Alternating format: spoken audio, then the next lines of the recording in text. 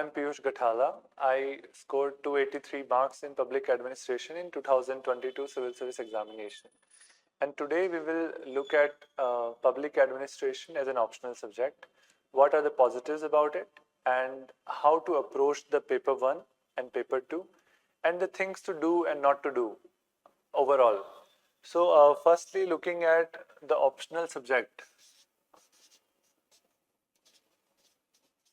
So there are three things you should focus on when deciding an optional subject. Firstly, you should focus on the marks that people are getting in that optional subject. This is relevant from the perspective of engineering optional subjects and maths. I have aerospace engineering background. I studied from IIT Bombay and graduated in 2017. So for me, not choosing engineering subjects was because they are not as scoring. And particularly in my case, aerospace engineering is not as an optional in the examination, so it wasn't naturally there in any case. So this is the first factor, that you should choose an optional which is decently scoring. At least there should be some predictability that you will get about 260, 270 marks in the optional. Okay. Next thing that comes is the syllabus.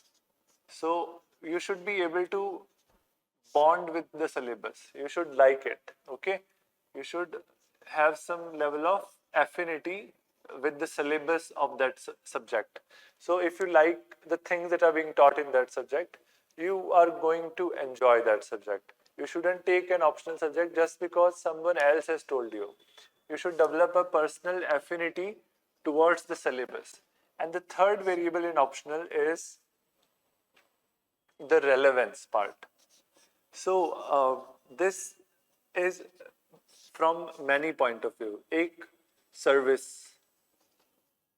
Second, GS. And third, plan B. Okay. So when you look at any subject, you should look at how much are you able to implement this in general studies.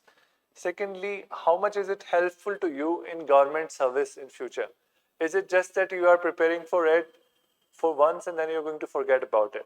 Some people choose to do that and it works for them if these two things are very strong, like the marks are very strong and syllabus affinity is very high. For example, people make this argument about anthropology.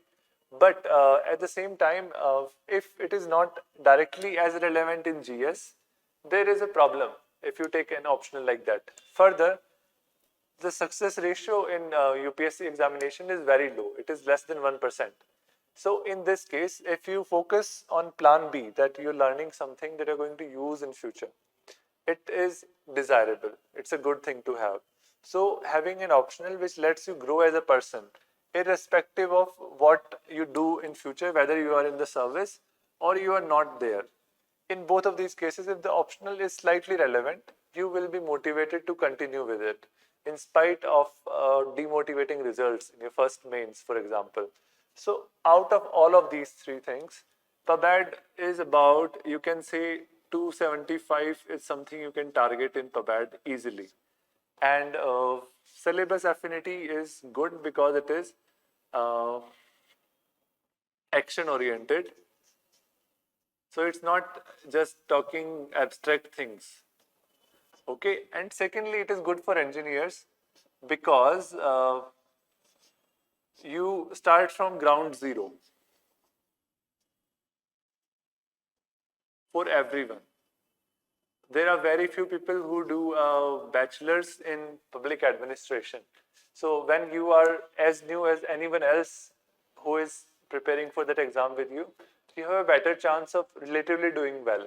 So this is helpful particularly compared with PSIR. Some people choose to or not choose to take PSIR because of this reason, that if they have a bachelor's in PSIR, it comes naturally to them as an optional. But if you do not have, it becomes difficult for you to compete with someone who has spent 3 or 5 years doing PSIR in masters and bachelors.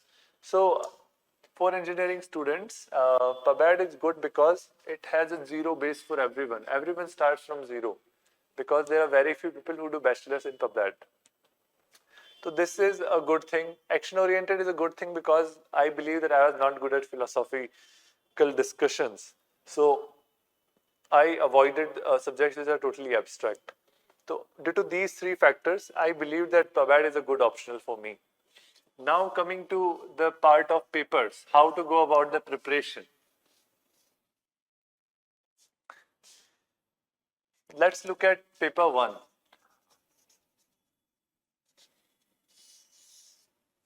And then look at paper 2. Sources.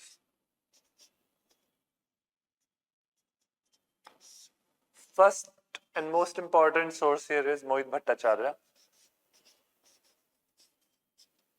It's a small book, and in the beginning, if you read it, you will find that it has lot of grammatical errors, which might make you feel like this is not a good quality book if you are particularly obsessed with everything being good in a book. So I was demotivated in the beginning due to this reading Mohit Bhattacharya. It has a lot of grammatical errors, and I was not able to find that it is written aesthetically. So I couldn't really enjoy this book initially, but later on I realized that it's a concise book and it covers all the dimensions in detail. So Mohit Bhattacharya can be a very good source in the particular topics like introduction.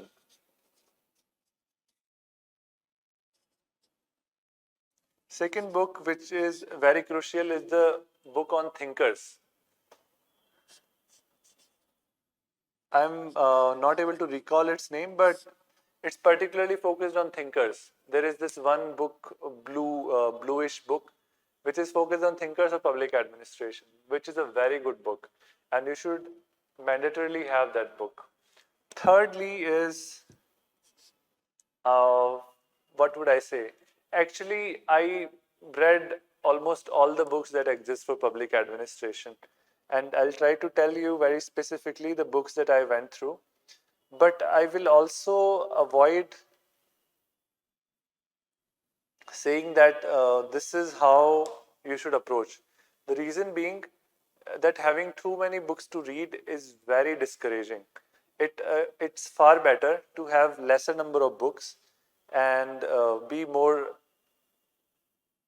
confident about them. So when you look at particularly books like Polinaidu, I had studied Polinaidu in very much detail when I was in the beginning part of my preparation. So I would suggest that Polinaidu is a good book, but it has a lot of interlap. Polinaidu is a good book, but it has a lot of interlap with other topics. Particularly when you look at, yes, Thinker's book is Prasad and Prasad.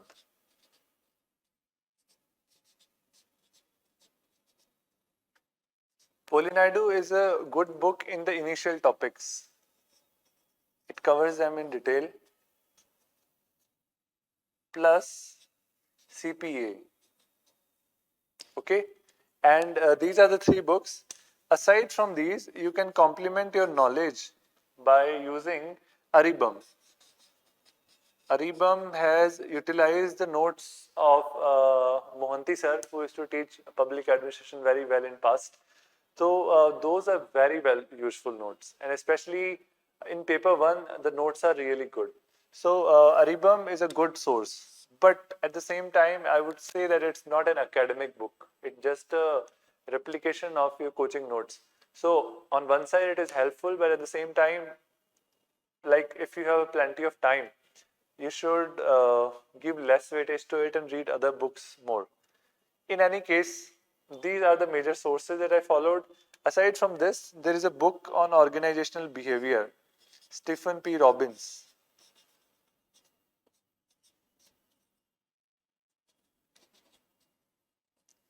This is a very good book for administrative behavior, but only read a few topics from this, few topics, which are directly picked up from the syllabus. So in those topics, you will be able to do very well in this. And in any case, after all these things, have your own notes.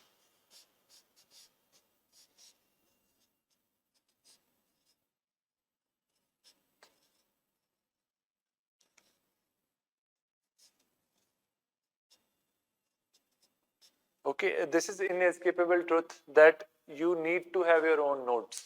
You cannot rely on some other book perpetually. You might read it in the beginning, but then on revision, you should be able to filter out things from it and have some concise notes which you are coming back to often. And in those notes, have one side of the page empty. Write on one side and keep one side empty so that later on, when you learn something new, when you read a new book, when you write a test series and you come across a new concept, you're able to include that on this side. So this is how you can improve your marks in paper 1. And I was lucky to get 150 marks in paper 1. This time paper 1 was relatively scoring, and I believe that I lacked in focusing on paper 1 in my last attempt when I had gotten 104 here and 131 here.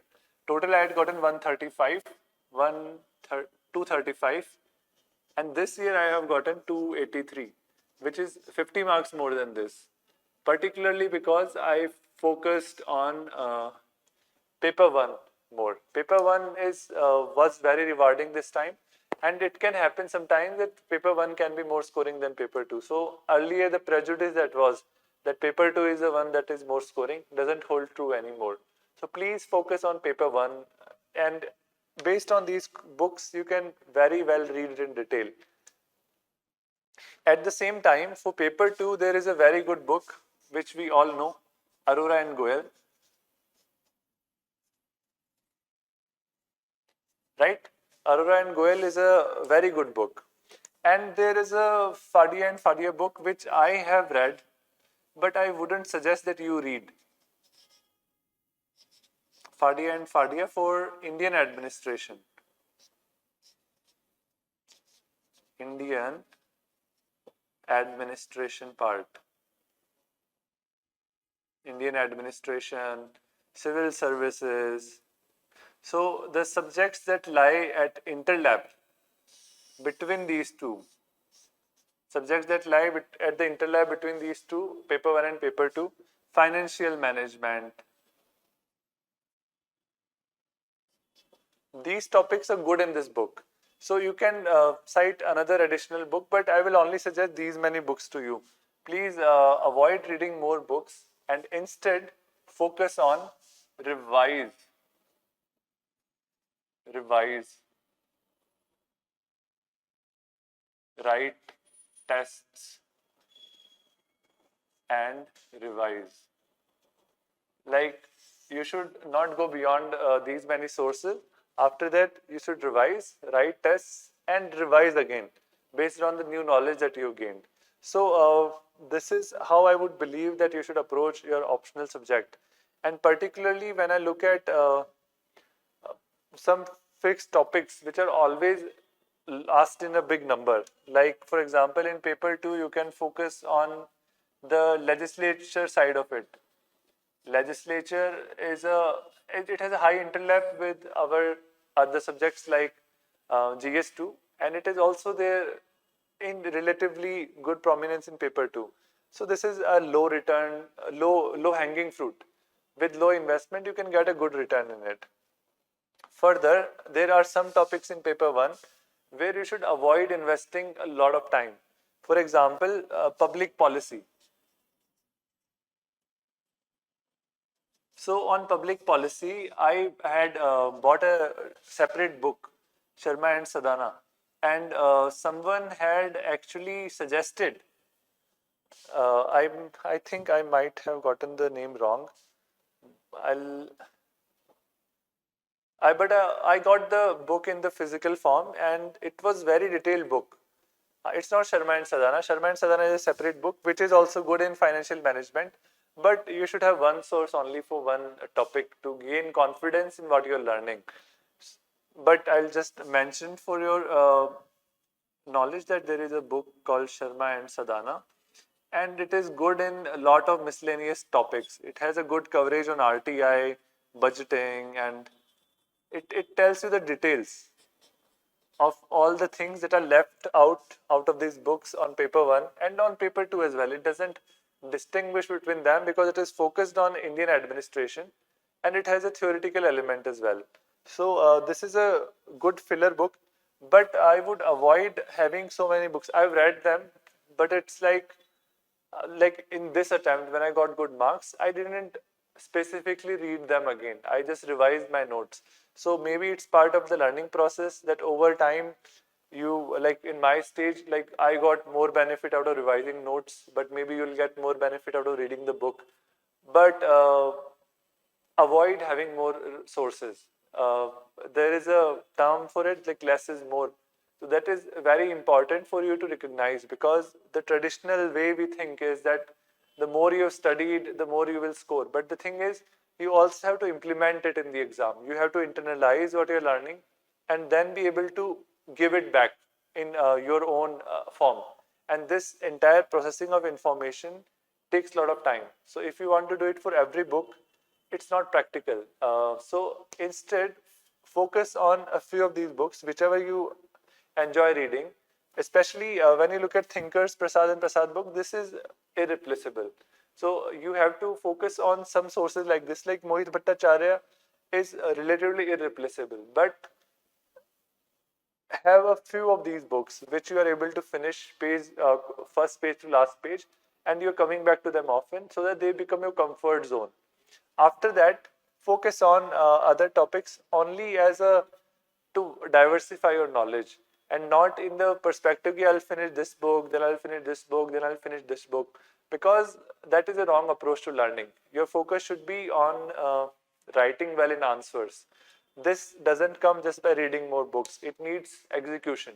And execution requires not just knowledge, but it also requires understanding of it and implementation in a particular question. Like question comes on a particular topic, you should be able to improvise on your knowledge, because no book among these will prepare you entirely for the examination. These are just for guiding you. After that, you have to focus on your own learning, and that would act as the basis for a good score in examination. So I would suggest that you stop with these many books. Then in paper 2, there is a very high relevance of newspaper. So keep looking at your syllabus. Keep looking at your syllabus, and whichever of syllabus topics are coming up in news, try to improvise them. And I was telling you that you should make a notes copy in which on one side you're writing notes, this side should be blank. Here you can put your current affairs, and you can put any new information that you get. You write a test series, you put things here, so that you have every good knowledge at one place, instead of having to go through all of these books again and again when you are having that 1 week time in the mains period.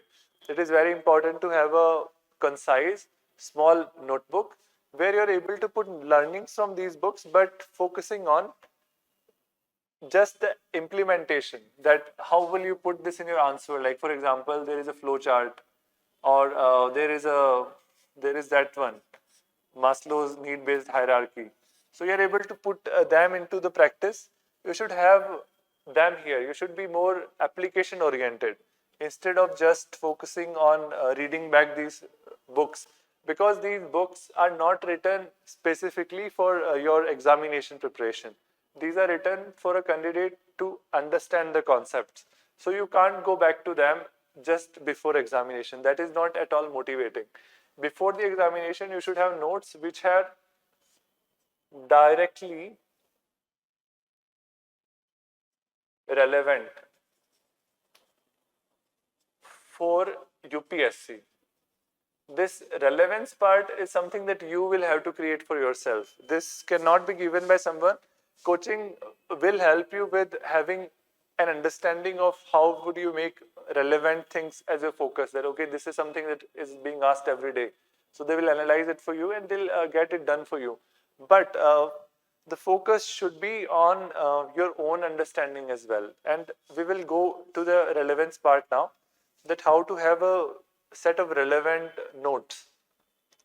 So I'll just keep it for a while and then I'll remove it and focus on the relevant part. You can anyway pause the video here and click on this sources part.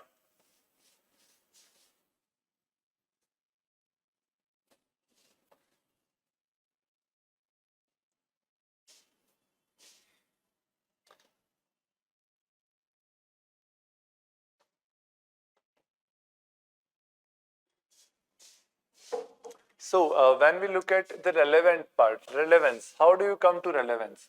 So most important thing for relevance is,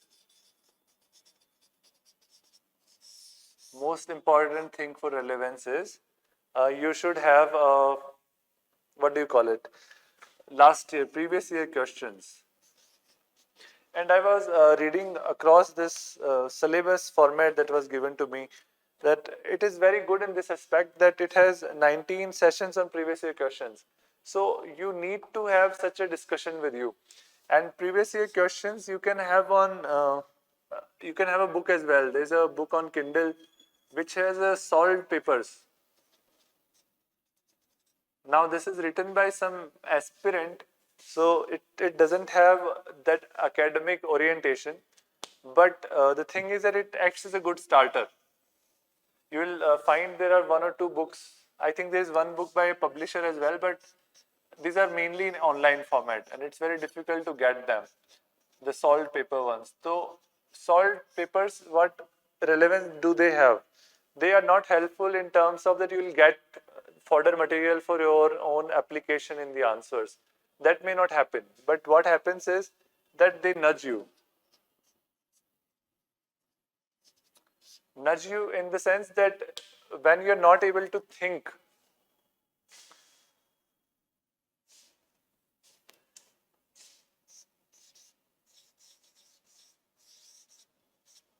nudge you in the sense that when you're not able to think about a concept and you just read a question and nothing comes to your head, you just read first 5 lines of the solved paper and you realize that, oh, it's not that hard. Because after you've read the sources that I mentioned, and if you have taken coaching which focuses especially on your examination preparation from the perspective of public administration for mains. So in that case, you will have good amount of knowledge. There is no possibility that you will not know anything at all in a question, but you will not have the confidence. So when you see a solved paper, what you realize is that, oh, this question appeared very difficult, but the person is using the same knowledge that I have. So you'll start feeling like I can also brainstorm. And in the next question, try to do this, that you read the question and then don't look at answer.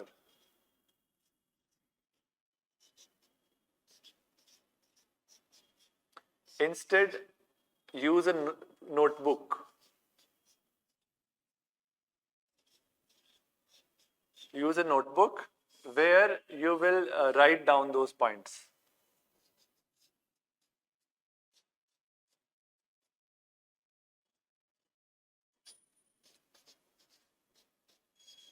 Okay, so you bring up an empty notebook and you look at just the question. This is previous year question. Previous year question. Okay, so previous year questions you look at, and then you look at your answer, write your own points, and then compare.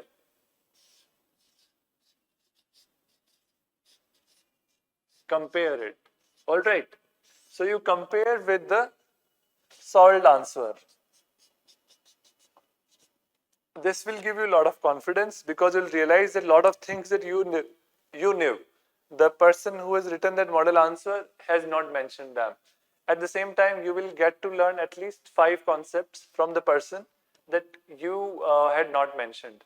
So this is where the solved papers help a lot in making your examination relevant. Relevance improves based on previous year questions. And then you can incorporate these in your notes, these specific points. This will improve the applicability of your knowledge. The second thing for relevance is test series.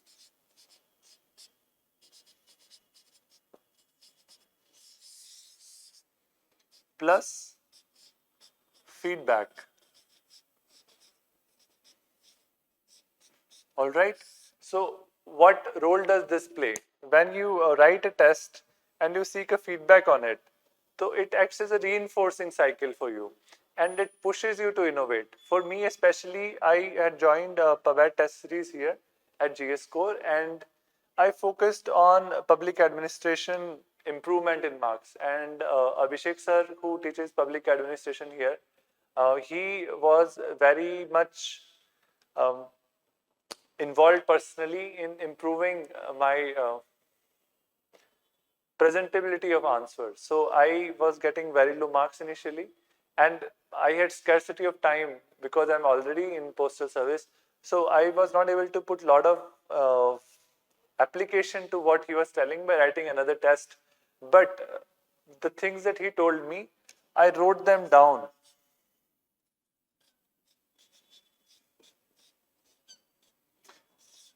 So whatever feedback you get, you should write it down on a page and paste it in front of your table so that you can look at it again, and every day when you are reading or you're writing any other test series or you're writing GS test series or even essay, you look at those feedback points and you try to apply them and you think about that where can you do that. And one of the things that helps with relevance is recent examples. This is also something that Abhishek sir had told me, that you try to incorporate more of the recent bureaucratic examples which will help you with the concepts.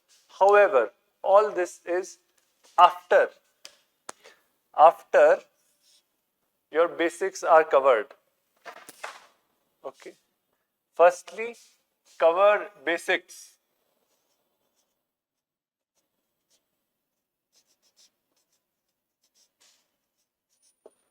The basic concepts should be very strong. After that, to increase relevance of those basics, like as I mentioned here, books, you do these things. You do a test series, you take feedback on it personally from the person who is checking your copy, and in case of me here at GS Core, I was able to get very productive feedback and focus on feedback, not marks. Okay, please don't focus on marks. Please don't compare your marks in every test with the marks that you get in exam. I never thought that I'll get 150 in paper 1, but I focused on concepts that I was able to learn in paper 1, and I try to apply them in the exam, and that is in my control. Marks are never in your control, so why worry about them? Focus on the process of writing a good answer, and when you're able to do that, marks will come. So, feedback is not about marks, it is about process.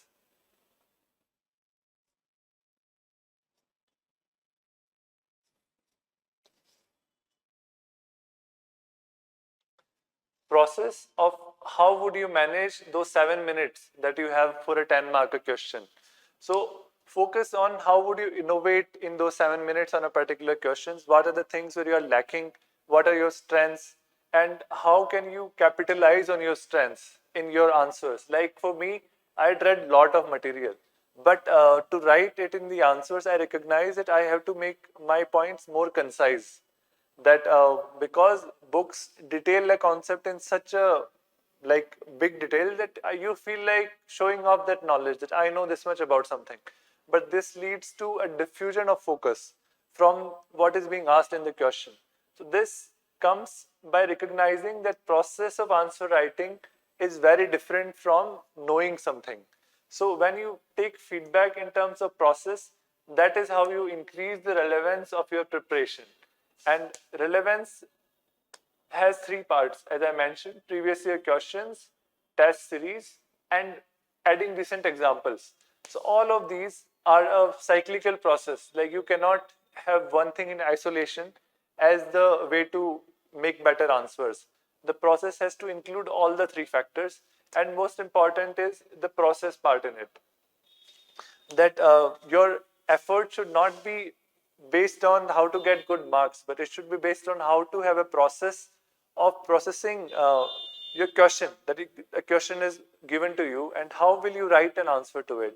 What will you break it down into? and how much time will you give to each of the subcomponents. This process ensures that you have a relatively good possibility of getting a good mark in every question. And this is the core of how to make good score in public administration. And